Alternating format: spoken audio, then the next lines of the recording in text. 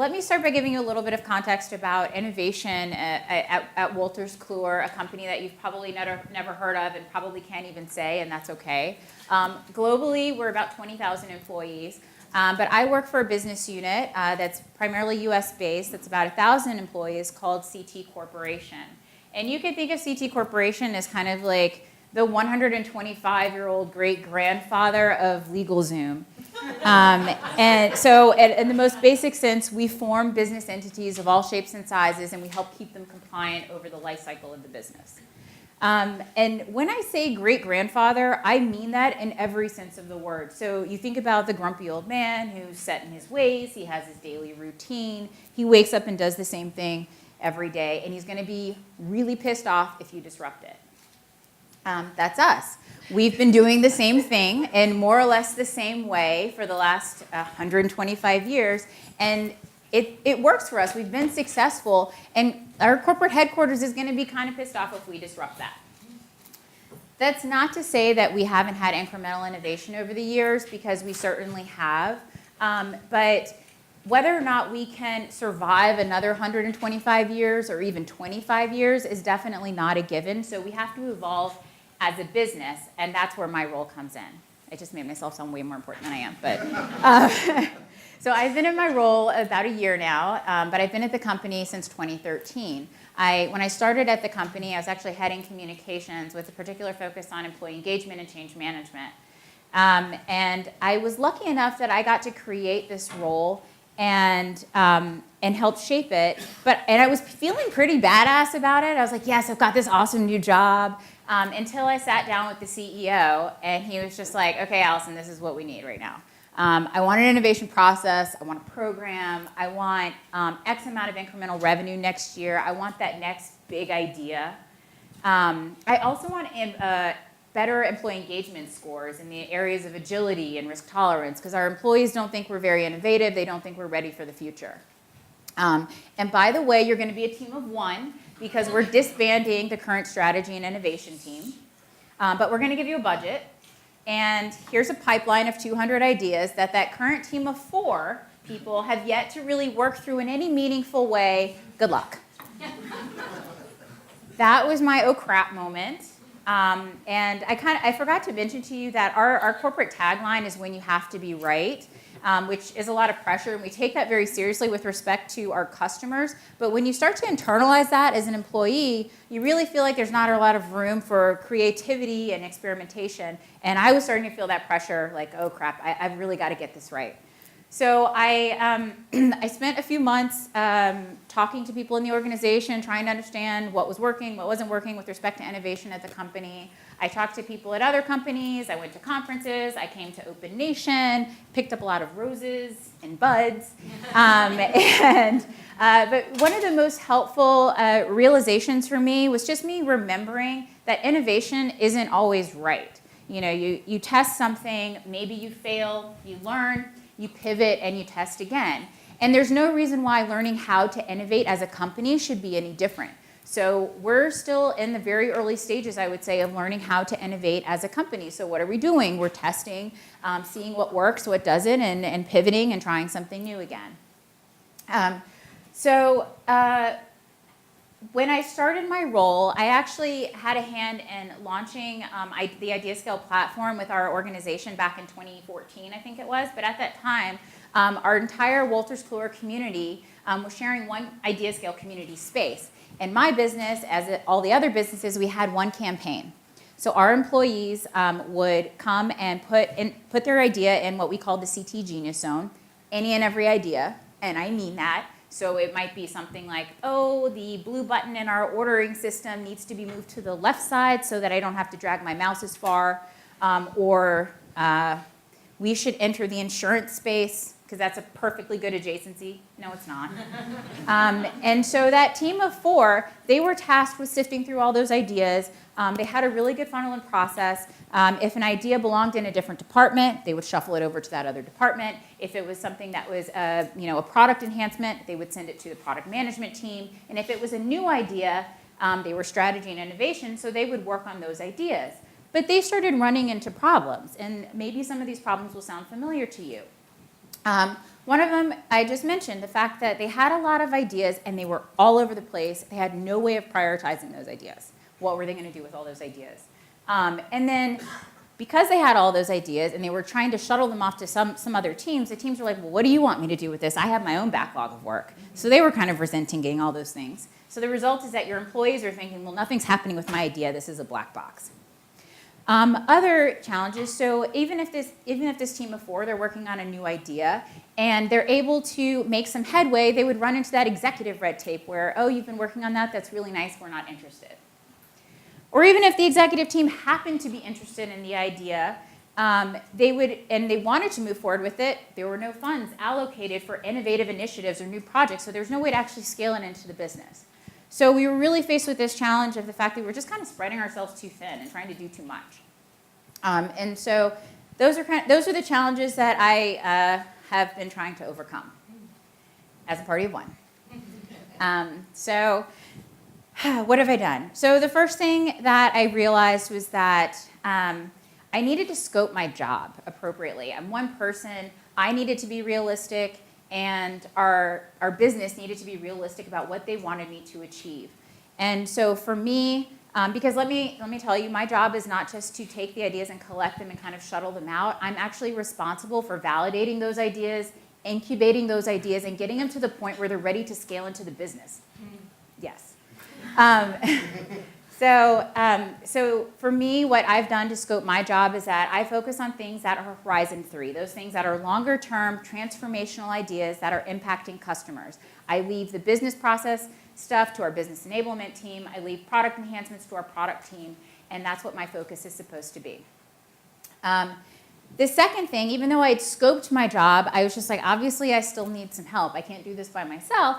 So I shamelessly stole an idea of the SLAM team from a woman who I heard talking at a conference from PepsiCo. It's one of those roses I picked up. And a SLAM team is, it's based on this concept of working in public. If you've never heard of it, just Google working in public and PepsiCo, and you'll find a lot of information that's really cool, actually.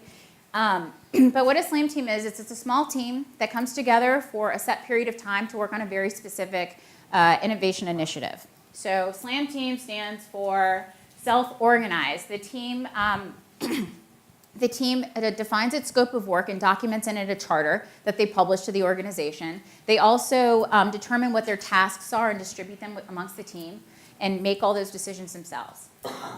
It's a lean team. It's meant to have no more and no less than the exact number of people you need to get the work done. So you want to keep those teams small.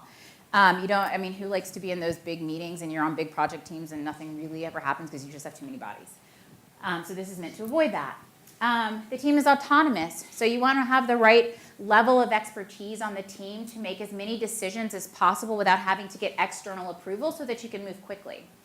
And then finally, it's multidisciplinary, a cross-functional team that's got the right different skill sets that, to come together to pull an idea together, and that may vary.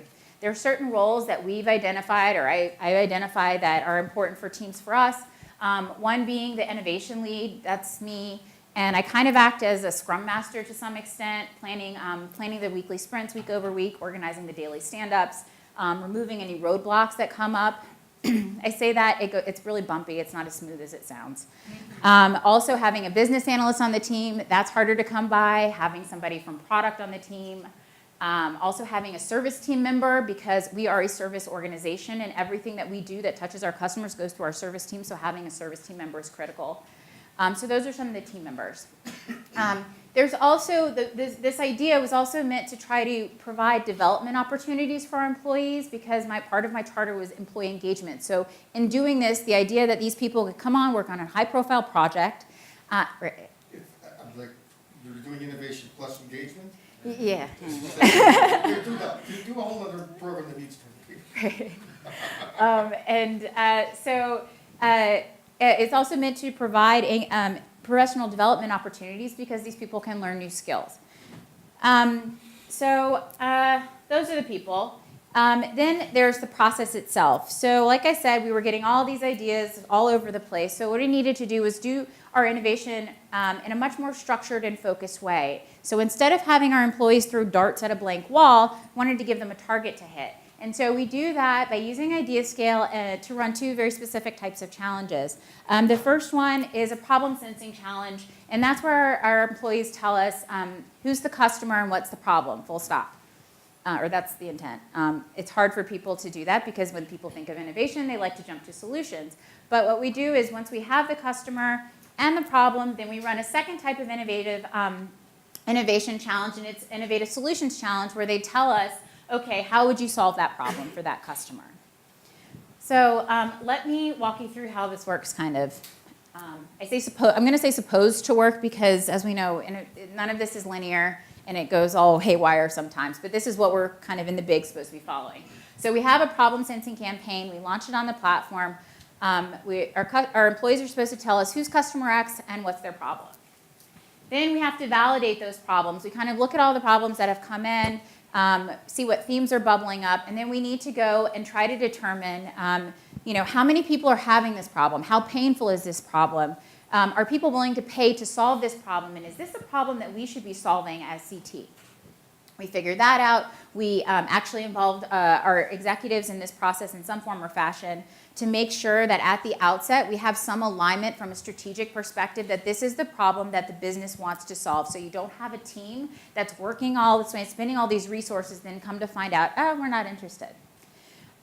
So then after that we go to concept innovation. So we have the problem, we take that and turn it into another challenge to pose to the organization to say, how would you solve this problem for these customers? This is also the time when we actually used IdeaScale when we did this piece. And the first time around that we did this, we had a cross-functional team, partially made up of the SLAM team, who reviewed the ideas, and then we also had our executives review as well. The next step is the concept realization. The SLAM team's working on trying to figure out what does this concept look like, how would it work, figuring out, coming up with the hypotheses and the experiments that they're going to run to actually develop and test this idea. And then finally, when it's all done, the SLAM team is supposed to deliver, have some minimum viable concept, and then deliver a business case to the executive team for them to make a decision as to whether or not they want to fund this idea. And then if it is funded, it should go over to our product management team, and they will add it to the product roadmap and then scale it into the business. So we've got the people, we've got the process, so then there was the platform itself. So I mentioned that Wolters Kluwer, we were sharing one community, and we had one campaign on that community. I noticed that nobody else was really using the platform actively anymore, so I did what any good corporate citizen with a shared resource does. I hijacked it. I took it over. I wasn't a total jerk about it. I did go to the other business leaders and just make sure that they were okay with me taking it over. But, and then Whitney and team helped make it look pretty, because it didn't look pretty. It was just cluttered and a big mess. So this is what we came up with. That's good. Yeah, this is awesome. It is green and sustainable. Yes. Oh. Transforming technologies like artificial intelligence and machine learning are impacting our business, changing customer expectations, and spawning a new breed of digitally native competitors. Harnessing these innovative elements and incorporating them into our business represents one of our greatest challenges and one of the biggest opportunities to grow our market and deepen our customer relationships. To begin building what's next for CT, we have to not only see what everyone else is seeing, but also think what no one else is thinking. We need to tap into what makes CT great, our deep domain expertise and customer workflow knowledge, to ensure we keep getting better. The CT Next Innovation Hub is an ideation platform designed to harness the ideas of the CT community in order to shine a light on the problems that our customers have and generate solutions that can make a real difference in their business. Just log on to innovation.wolterskluwerlv.com. We'll be posting innovation challenges focused on either identifying unique customer problems that need solutions or solving for those problems. Select a challenge and submit your idea. Give it a title, clear description, and, if you want, add mention colleagues who you'd like to contribute to the conversation to. You'll be able to track the progress of your idea and see how your colleagues are responding to it. If you don't have an idea for a particular challenge, you can still contribute by voting and commenting on your colleagues' ideas, supporting the ones that you think will make the most impact on our customers, and helping them rise to the top. CT Next is an opportunity for your ideas to contribute to what's next for our company. So log on and let your voice be heard. Unleash your risk taker disruptor, futurist, and genius. Because great ideas can come from anywhere and grow stronger the more people contribute to them. And before you know it, a problem turns into a solution, a delighted customer, and a stronger CT now and in the future.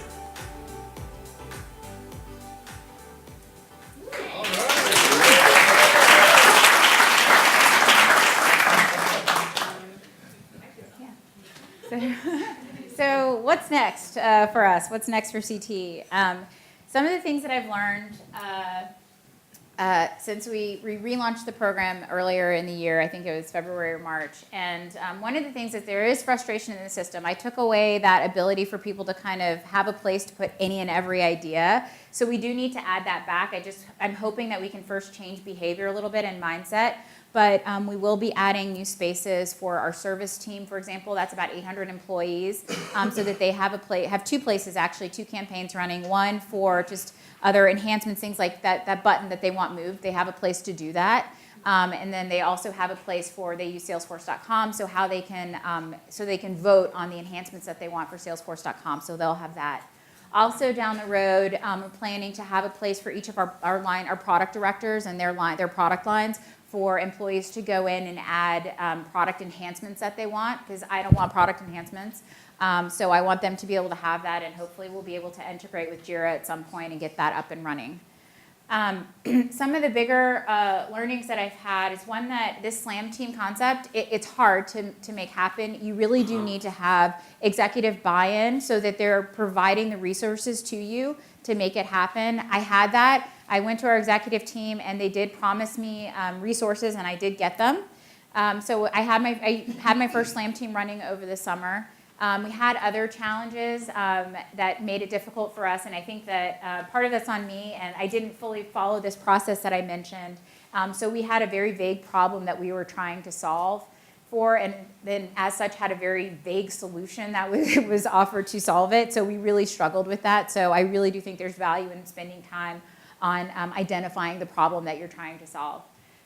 Other things, being a team of one, it's important, at least in my organization, to stay present and visible with the organization, with the executives, so that they know what's going on and don't think that you're just not doing anything. So just keeping them abreast of things. And so I'm hoping to do that more and more by including them in the process more frequently with updates, getting their feedback, and making sure that they're staying on board all the way through. I'll stop there. I could go on about lessons learned forever, so there's so many. Q&A. Okay. Cool.